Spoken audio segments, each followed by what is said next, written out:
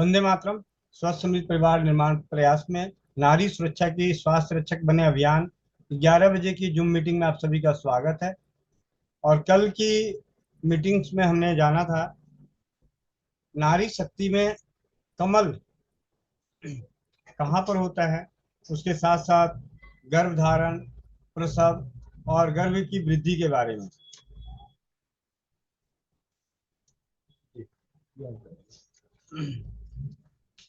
बाहर आते ही बच्चा क्या रोता है, कैसे होता है, सारी चीजें हमने कल जाने थे। आज बच्चे के ऊपर जाने या गर्भधारण के ऊपर, आप में से कोई चैट बॉक्स में लिखें। बच्चा जन्म लिया तो बच्चे का ध्यान रखें या उससे और पहले की कोई जानकारी।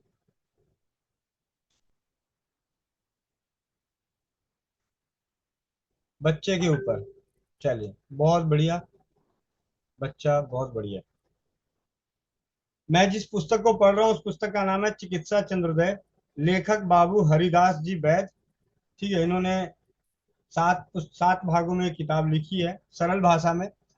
ये आयुर्वेद का ग्रंथ नहीं है, ये आयुर्वेद का ग्रंथ नहीं है, लेकिन आयुर्वेद ग्रंथों का ज्ञान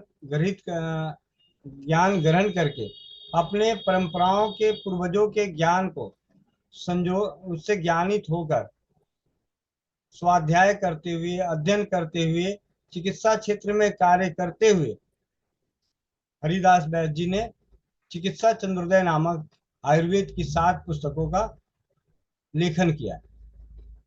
उसके 5वां भाग है।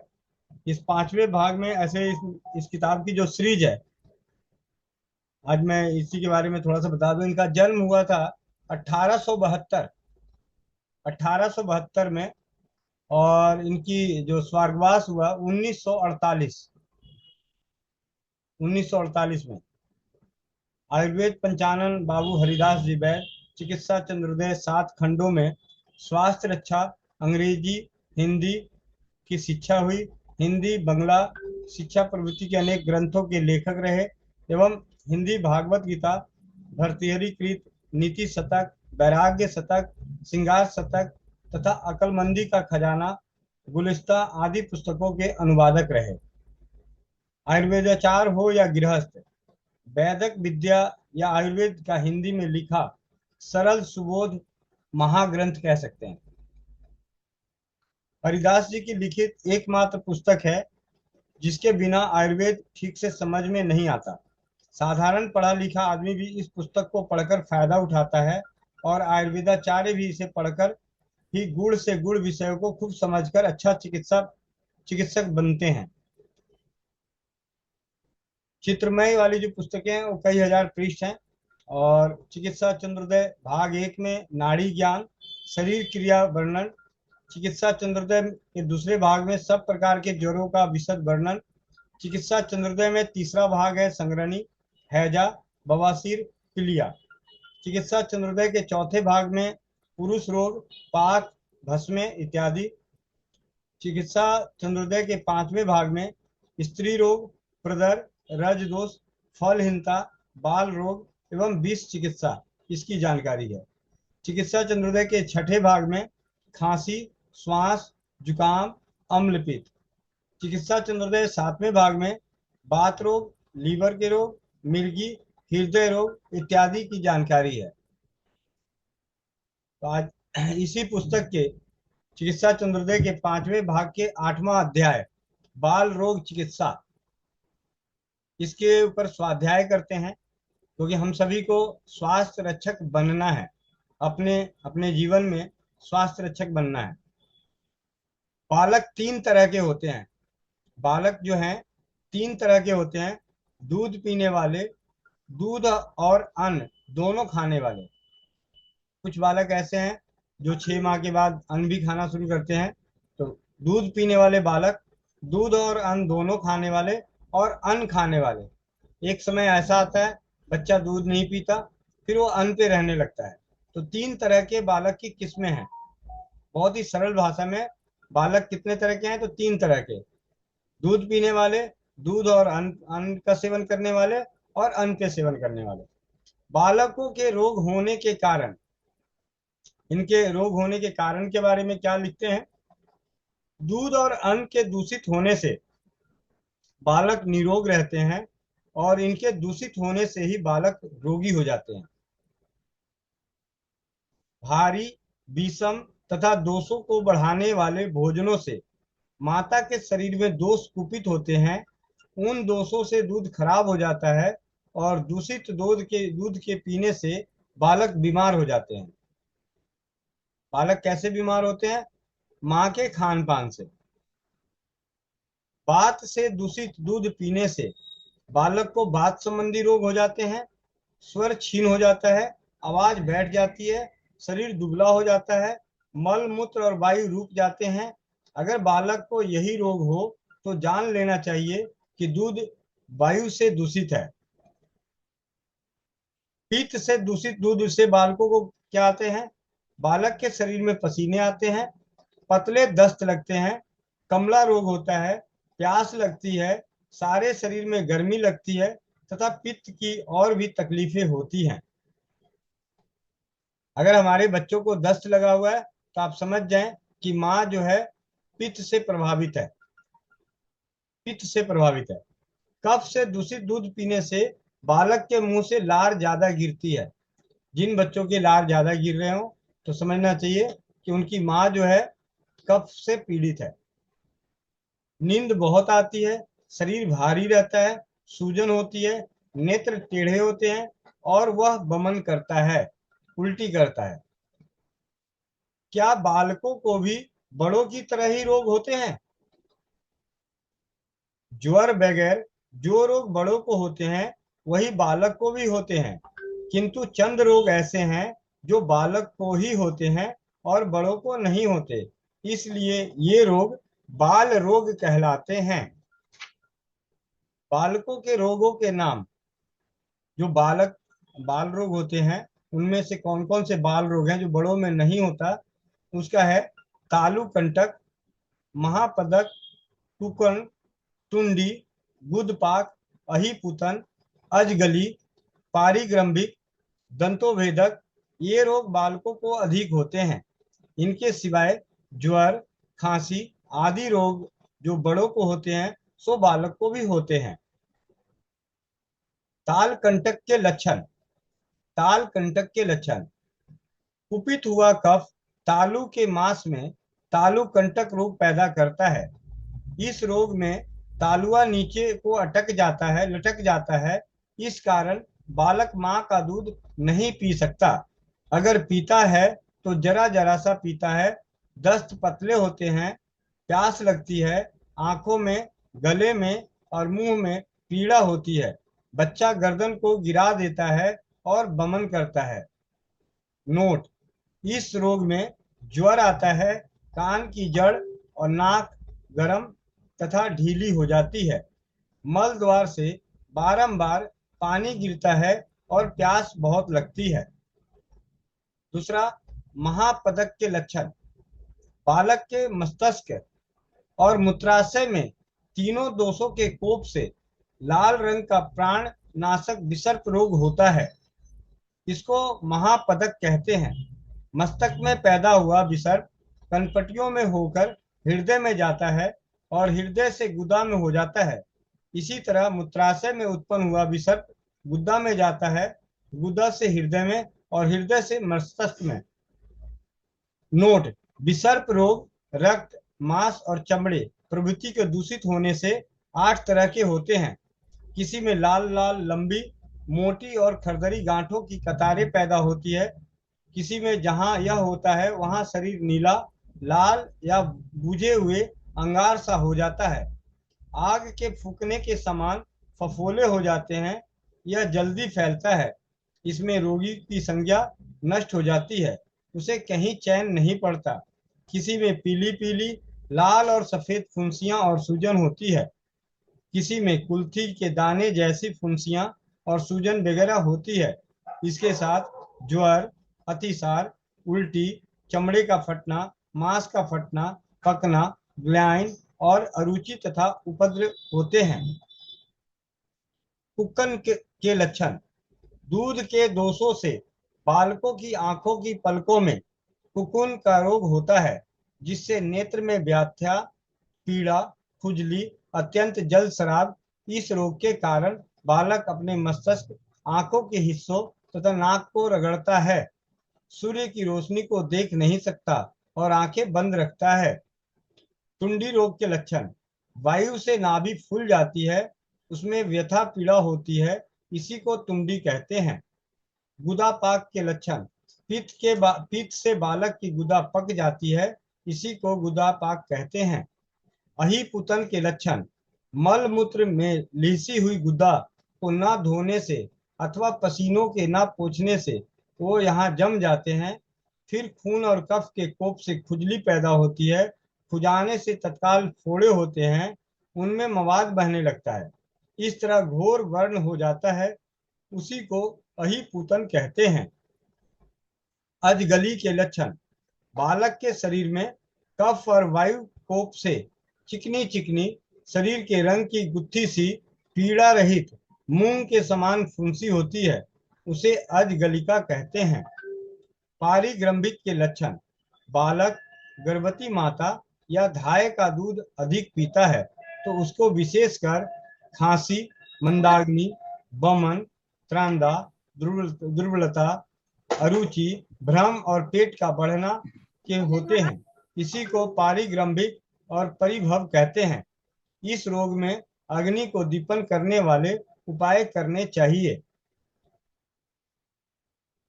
दंतोभेदक के लक्षण: बालक के दांत निकलते समय सब रोग आ मौजूद होते हैं, यानी दांत निकलने के कारण अनेक रोग होते हैं। इस समय विशेषकर ज्वर, दस्त होना, खांसी, बमन, सिर दर्द, आंख दुखना, पोथे की रोग, पलकों का एक रोग, विसर्प, ये रोग होते हैं। दूध उलटना: बालक दूध पीकर उल्टी कर देते हैं, पर जब वो बहुत ही दूध डालते हैं तब वह दूध डालने का रोग समझा जाता है। पहले पहल तो फटा हुआ दूध सा, दही सा निकलता है, उसमें खट्टी खट्टी बदबू आया करती है, पीछे कुछ दिनों बाद पानी की तरह पतली पतली बमन होती है। बालक जो खाता या पीता है वही निकल जाता है, पेट फूल जाता है और उसमें गो गो आवाज आती है। कभी दस्त कब्ज से होता है, कभी ज्यादा दस्त लगता है, शरीर कमजोर और उसका रंग पीला हो जाता है, चमड़ा रूखा और शीतल रहता है और बालक जिद्दी स्वभाव का हो जाता है। बालकों की चिकित्सा विधि: अब बच्चों की चिकित्सा, अभी हमने जाना रोग और उनके लक्षण। बालकों की चिकित्सा विधि: बड़े आदमियों के लिए ज्वर आदि रोग में जो दवाएं दी जाती है वही बालकों को देनी चाहिए, यानी जो हमें बड़े लोगों का इलाज है, दवा है, वही दवा छोटे बच्चों की भी दवा है। परंतु दगना और छौर कर्म करना, बमन, विरेचन, फुर्सत खोलना प्रभृति काम न करने चाहिए। अगर बालक को सख्त तकलीफ हो तो बमन, विरेचन आदि भी कराना उचित है, क्योंकि सुश्रुत महाशय कहते हैं कि प्राणनाशक संकट उत्पन्न हुए बिना बालकों को बमन, विरेचन और बस्ती ये नहीं कराने चाहिए। अगर कोई आपको कहे कि बच्चों को उल्टी करा दे, कुछ करा दे, दस्त ला दे, तो नहीं कराना चाहिए जब तक कि उसे प्राणनाशक जैसा कष्ट ना हो रहा हो। बालकों के लिए मात्रा, जो दवाओं की मात्रा है वो बालकों को क्या होगी? बालकों को दोष और दुष से तथा ज्वर वगैरह रोग बड़े आदमियों के समान ही होते हैं, इसलिए जिस रोग में बड़ों के लिए जो दवाएं लिखी है वही बालकों को दी जा सकती है, पर मात्रा थोड़ी होनी चाहिए। विश्वामित्र कहते हैं बालक को उसके जन्मदिन से 1 महीने तक बायोडिन के दाने के बराबर दवा देनी चाहिए। अब बायोडिन होता कैसा है आप में से बहुत लोग जानते होंगे, लेकिन महक खान बहन जुड़ी होगी तो वो बायोडिन दिखाएगी। महक खान बहन, आप जब तक बायोडिन ला के दिखाना जरा। ला रही भैया। जी। जन्म के दिन से 1 महीने तक उस उम्र के बच्चे को बायोडिन के दाने के बराबर दवा देनी चाहिए। मान लिया बच्चे को अगर फिटकरी देनी है तो बायोडीन के दाने के बराबर। बच्चे को जीरा देना है तो बायोडीन के दाने के बराबर। बच्चे को अजवाइन देनी है तो बायोडीन के दाने के बराबर। बच्चे को तुलसी के पत्तों का रस देना है तो बायोडीन के दाने के बराबर। बच्चे को शहद देनी है तो बायोडीन के दाने के बराबर। जब दवा का रूप आए तो उसकी मात्रा एक बायोडीन के दाने के बराबर 1 महीने के बच्चे को। ठीक है। फिर आगे दूसरे महीने में 2 बायोडीन के दाने के बराबर। दूसरे महीने में 2 बायोडीन। तीसरे महीने में 3 दाने बायोडीन के बराबर। इसी तरह हर महीना दवा बढ़ानी चाहिए।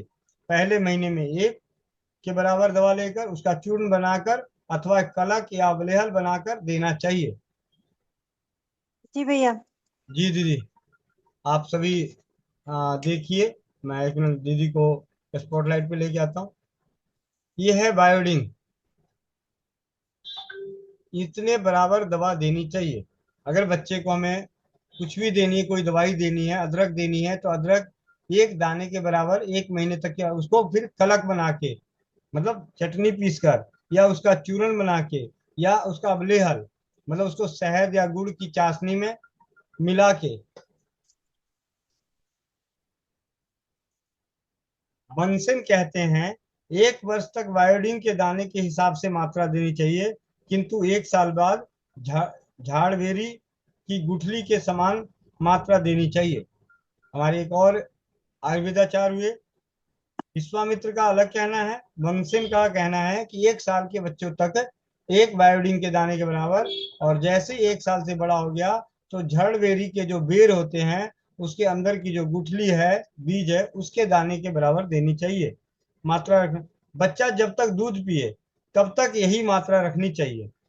जब बच्चा दूध भी पिए और अन्न भी खाए तब झड़बेरी के समान देनी चाहिए। मतलब सरल शब्दों में इन्होंने बोला कि जब तक बच्चा दूध पी रहा है तब तक बायोडीन के बराबर, और जब बच्चा दूध और अन्न दोनों लेना शुरू कर दिया तो जो लाल छोटा बेर होता है उसकी जितनी बड़ी गुठली होती है उसके बराबर।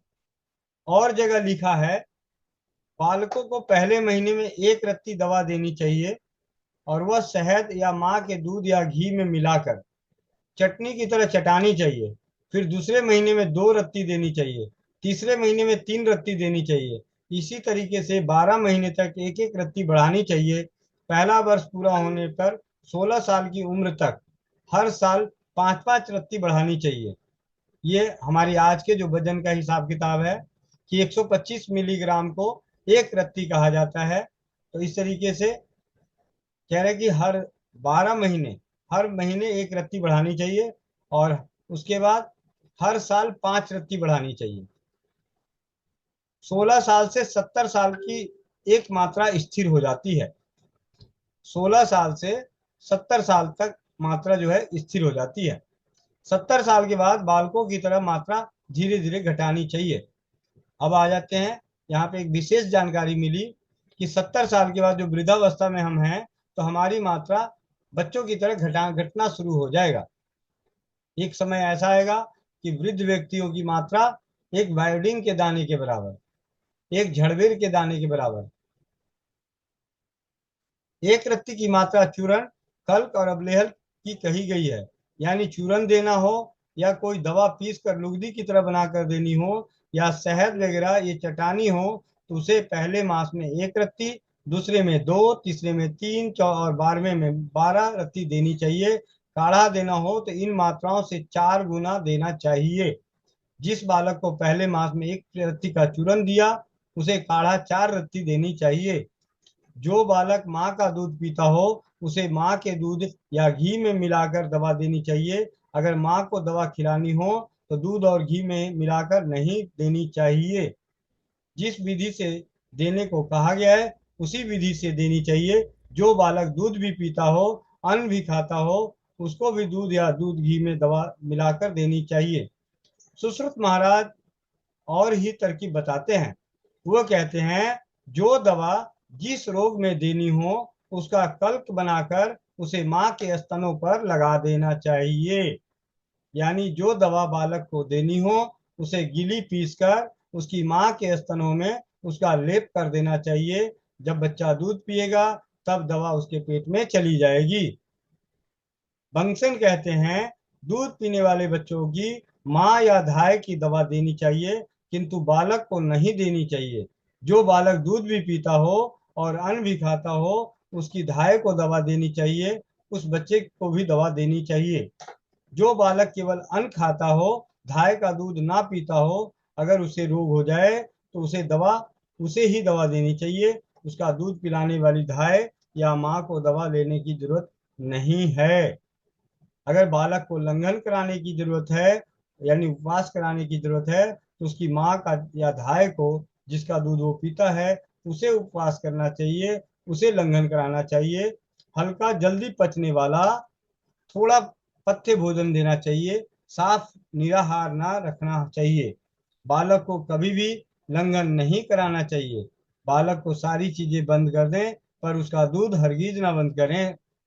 अगर माँ को दूध ना आता हो या लंघन की वजह से ना आए, तो बालक को बकरी का दूध पिलाना चाहिए, क्योंकि बकरी का दूध परमो उत्तम होता है। हाँ, अगर बकरी का दूध ना मिले तो बकरी किस्से गुण वाली गाय का दूध उत्तम है। खुद बता न सकने वाले बालकों के भीतर रोगों की पहचान। बालक ऐसे हैं जो अपने आप को, अपने रोगों को, अपने कष्टों को बयान नहीं कर सकते, तो उन्हें पहचानने का क्या तरीका है? अगर बालक के किसी अंग प्रत्यंग में वेदना होती है, तो अपने हाथ से उस जगह को बार बार छूता है। अगर कोई दूसरा आदमी वहां हाथ लगाता है तो बालक रोने लगता है। अगर बालक एक ही अंग के, शरीर के किसी एक अंग को बार बार छू रहा हो, बार बार वहां हाथ लाके जा रहा हो, तो बड़ा आदमी जब उस जगह को छुए, बच्चा रोने लग जाए, तो आपको समझना चाहिए कि उसके अंग प्रत्यंग में वेदना हो रही है, दर्द हो रहा है। अगर बालक के सिर में दर्द होता है, तो बालक अपनी आंखें बंद रखता है। इसके सिवा वो अपने मस्तिष्क को खड़ा नहीं रखता, गर्दन को गिराए रखता है तथा सिर को धुनता और टकराता भी है। सिर में दर्द होने से सिर का चमड़ा सिकुड़ जाता है। बालक बार बार सिर के हाथ लगाता है और कान खींचता है। तीसरा, अगर बालक को मूत्राशय में पीड़ा होती है, तो बालक पेशाब रुकने से दुखी रहता है और खाता पीता नहीं। अगर बालक के मल और मूत्र दोनों रुक गए हों, तो विवलता और पेट पर अफारा हो, आंतें बोलती हो, तो समझना चाहिए कि बालक के पेट में रोग है। अगर बालक हर समय रोता ही हो, तो उसके सब शरीर में रोग समझना चाहिए। बालक के कम या ज्यादा रोने से तकलीफ की कमी और अधिकता समझनी चाहिए। अगर बालक कम रोए या धीरे धीरे रोए, तो कम तकलीफ समझनी चाहिए। अगर ज्यादा रोए, जोर जोर से चिल्ला चिल्ला कर रोए, तो अधिक पीड़ा समझनी चाहिए। अगर बालक अपने ओठ और जीभ को डसे तथा मुट्ठियों को भींचे, तो उसके हृदय में पीड़ा समझनी चाहिए। अगर बालक का पैखाना पेशाब बंद हो तथा उद्वेग से दिशाओं को देखे, तो उसकी बस्ती, पेड़ू और गुदा में भी पीड़ा समझनी चाहिए। अगर बालक को पेशाब न हो, पेशाब अधिक लगे, प्यास अधिक लगे और मूर्छा हो, तो बालक को पेड़ू में पीड़ा समझनी चाहिए। अगर तंदुरुस्त बालक रह रह कर बार बार रो उठे, तो उसके पेट में दर्द समझना चाहिए। अगर दूध पीने वाले बालक को प्यास लगती हो, तो वह अपनी जीभ बाहर निकालता है। अगर बालक को जुकाम हो जाता है, उसकी नाक बंद हो जाती है, वह मुंह से सांस लेने के लिए बारंबार स्तन को छोड़ देता है और सांस लेकर फिर दूध पीने लगता है।